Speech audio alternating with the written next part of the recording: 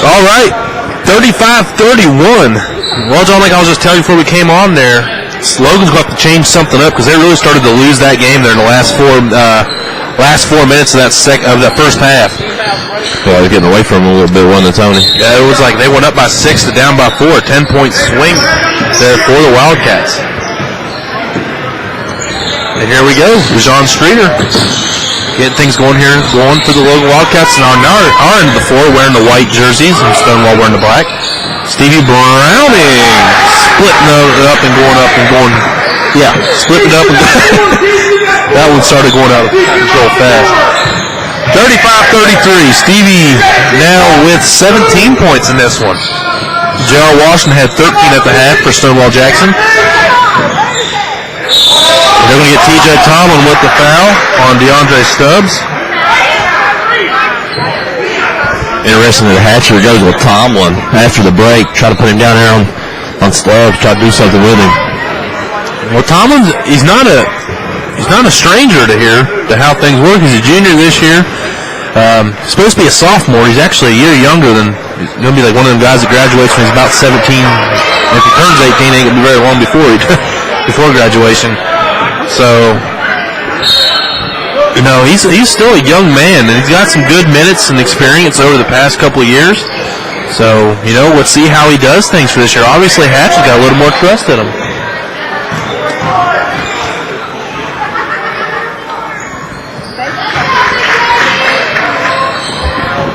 DeAndre Stubbs connecting on both of them there.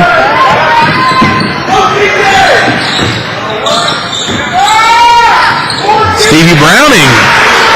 Yeah, they let him get that deep, Tony. It's going to be a tough night for him. I mean, he is long to where he can still jump up over everybody and get a good shot off in the paint like that. Oh, yeah. And that's why he's got 19 points. T.J. Tomlin. Tomlin said, I'm just going to stand here and put my arms up and swat it. If you don't leave your feet and still taller than everybody, I wouldn't do it either. Washington hits the three, but on the play, we got a fallen Stubbs. Raider, DeAndre Stubbs.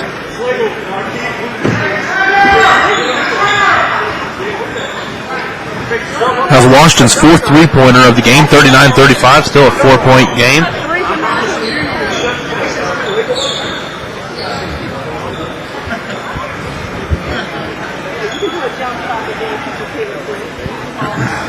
As a modest crowd that is packed in here to the gym steadily over the day. I think the capacity for this, what did we learn last year during the regional game? It was like 1,700 for that range. And it was every bit of that. They had brought in bleachers for that last year. Actually opened up some talks of new bleachers and seating after the success Scott had last year, and they were trying to get all these people into these bleachers and stuff like that, and there was no room left, so they were like, we got to figure out a way to get more people into this building to get more of a home court advantage. But it was still quite an advantage last year. DeAndre Stubbs slowly working his way up. Baby steps for the young man. Yeah. No rush though, can't rush that. Curious, I didn't really see him go down, Tony. Not real sure. A little dizzy. There's a lot of bodies tangled up down there. Is Joe Street going to check into the game for Logan? Right there in front of your screen, number 30. On the floor with DeJohn Streeter, Nigel Wallace, Keaton Johnson, and Stevie Browning. Yeah, that boy's woozy, ain't he? Mm-hmm. Like his head hit off the floor or what, Tony? It's a good possibility, and you hope that's not the case. You hope that maybe we're just seeing things here.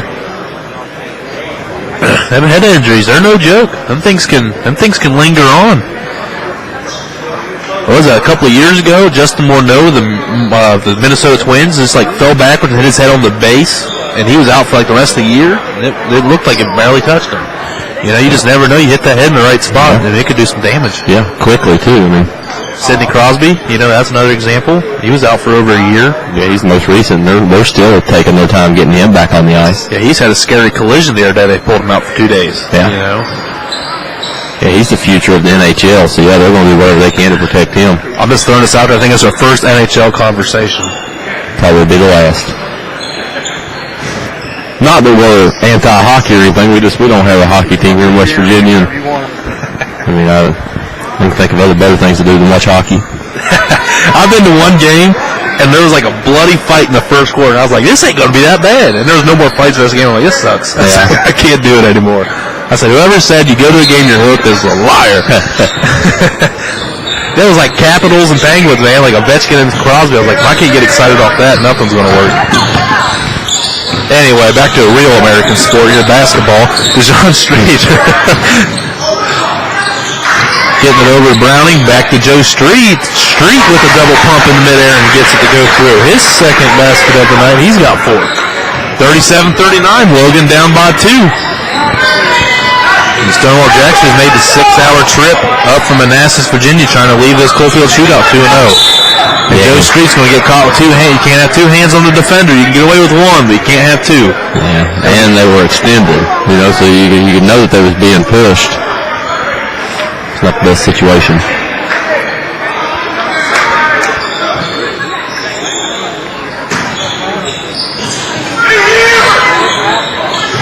Here we go, back here, Gerald Washington.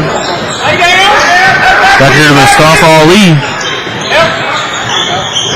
Down to Marquise Yates, turning around, jump shot way off. Nice defense there to force that shot. Here comes Streeter, just trying to burn past the defense, double team, doesn't get rid of the ball, going too much again, and here we go.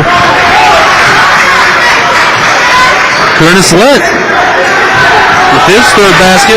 He's got 6, 41-37. Logan down by 4. Hello, I'm Joe Street. Keaton Johnson, nice turnaround jumper inside the paint. Keaton Johnson doing work. Yeah, that's a first, Tony, like I alluded to earlier in the broadcast. I don't know if I ever seen him go past the foul line last year.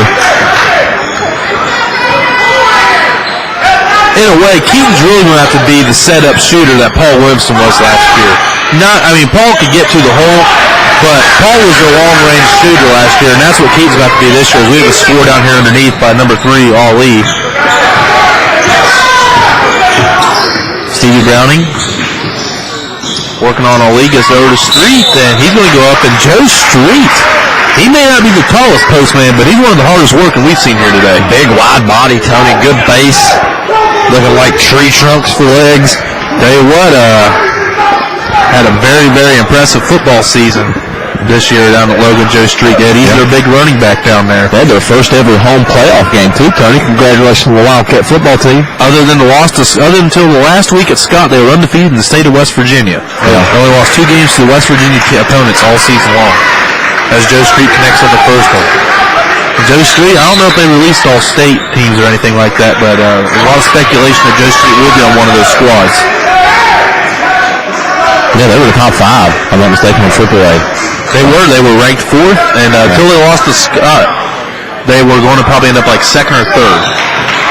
But unfortunately for them, they were the 4th seed, and somehow they had host Parkersburg at the 14th seed. I mean, that's tough when you have a dream season. You have to play the Big Red in round 1. Yeah, absolutely.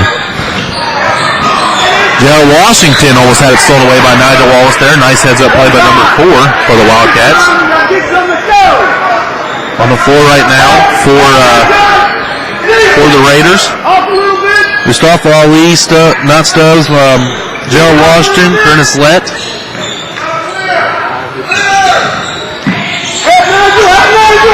And Marquise Yates. Good to see Stubbs back in the game. Oh, Stubbs is back in the game. Okay.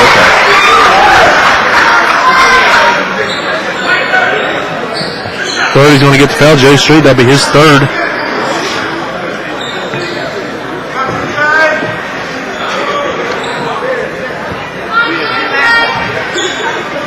TJ Tomlin getting ready to check back in here in front of your screen, number 50.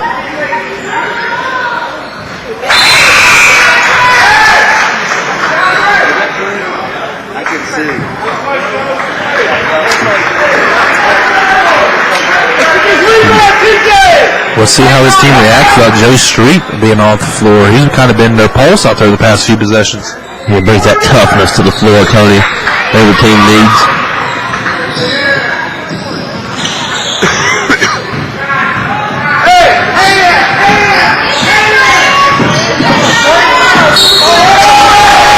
Seen by Tomlin. Can't be doing that out there by the half-court line. We've talked about this. Yeah. They'll call it every time. Yeah, and when the whole crowd can see it, they're not going to let it slide if it's something in traffic, a little in congested area. There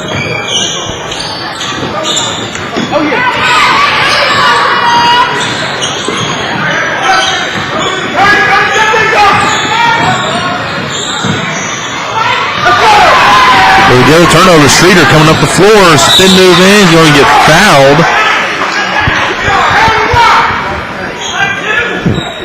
I think Streeter just needs to develop some more trust with his teammates. I think that's going to come over time because right now it's playing like he don't really trust giving up that ball very much, and that's not what you want out of your point guard.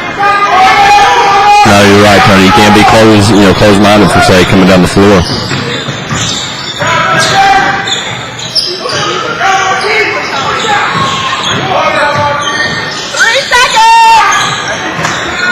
P.J. Tomlin with the putback, no good. Stevie Browning crashing the boards, comes down to Yates. Stubbs, and driving the floor is Ali. No good. Offensive foul by number 4, Marquise Yates. That'll be his second. Yeah, come up on the back there of it was Browning or Wallace that had position there, but come up on their back. Actually, that's going to be the third foul on Yates. Streeter losing the dribble and throws it all the way across court. Dangerous pass. Very dangerous. It came out hot. Stevie Browning turning the lane, no good. Keaton Johnson going to go up with it and going to go to the line to shoot too.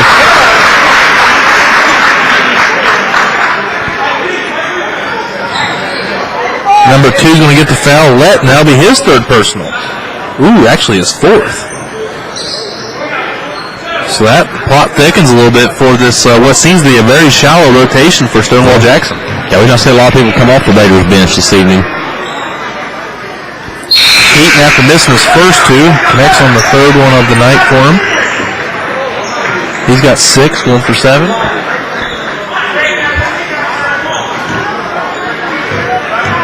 Good friendly atmosphere tonight here at the Civic Center. Everybody's come by and if they all just want on camera or what, Tony, but we bring out the best in people. But just in case something does pop off, we will record it.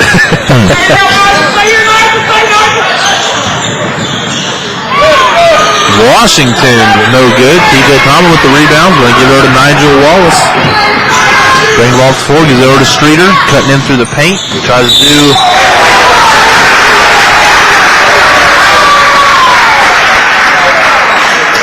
That foul is going to be on number 1, Stubbs. That'll be him down for his second. And Streeter's going to go to the line to shoot 2. He hasn't yet been to the charity stripe this evening. It is evening, John. I know we got here bright and early at daylight, but it's dark. It is, isn't it, Tony? You got 2 games left after this one? Yes, sir. This is like one of the days for us. It's like we go into it like, man, wow, I'm so excited. Then about 3rd, 4th game comes around, like, what were we thinking? Yeah. And then after last game, like, so glad we did it. Streeter connects on both.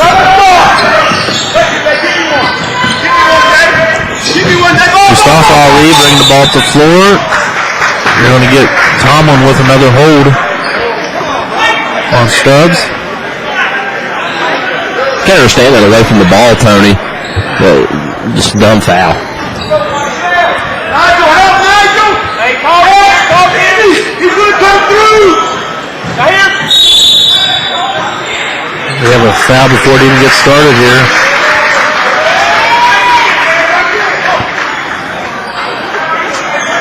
They're going to give that one to Streeter, his second. I don't understand how you can call a foul in there because everybody pushes off of each other on an inbounds play. That's how you get separation. but I didn't see it actually, so it could have been late. Maybe that's the makeup. Yeah. Well, I think what got him, Tony, was back when he extended his arms, pushed the guy down. Yeah, he was just kind of reckless there, a little reckless abandon going into the hoop there. There's 4 fouls on him, too. Oh, okay. That's 2 starters now with 4 fouls. That could really change how things shape up here in the fourth quarter. 45-44, Logan down by 1. 2:35 to go. And Streeter and 1. Well, we know he's capable of doing stuff like that, obviously, as much as the young man tries to get to the hole, dicing through defenders. There's only a matter of time before he had a highlight-esque shot. Yeah, you get the one good one out of the 9 other bad ones. I don't know if it's worth it. You kind of have to weigh it out. I see where you're going. I think that's where you're going with that. Yeah. Kind of cut you off, so.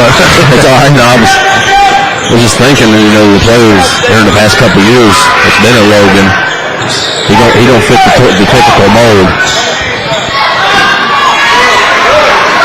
Down here in Southern West Virginia, you see more of set offense basketball. Streeter running the floor. Ooh, he got tangled up there. He got drugged down. Didn't let him get the easy layup, but he'll go to the line to shoot 2 more. And on that last one, that was the 3rd one on Greg Stroman.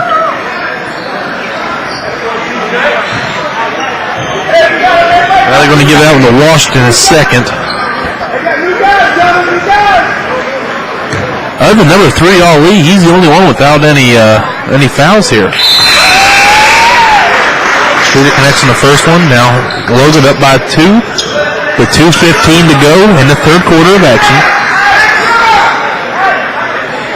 I'll tell you what's interesting, since Streeter's foul down here on the inbound when they got him for the hold, the past 3 or 4 possessions has been a really different player, Tony.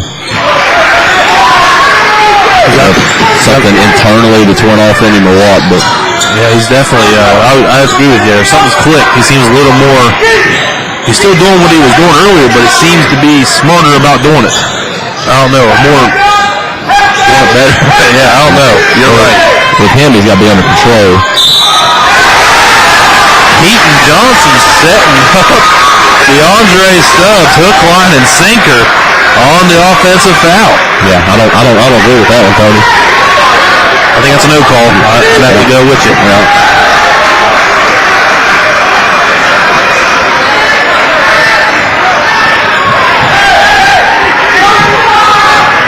And here we go. Keep in mind, folks, Streeter is just a sophomore. I know he plays and moves like a senior out there, so I can't even imagine what that young man's going to go by the time he's a senior. We keep forgetting that. He is.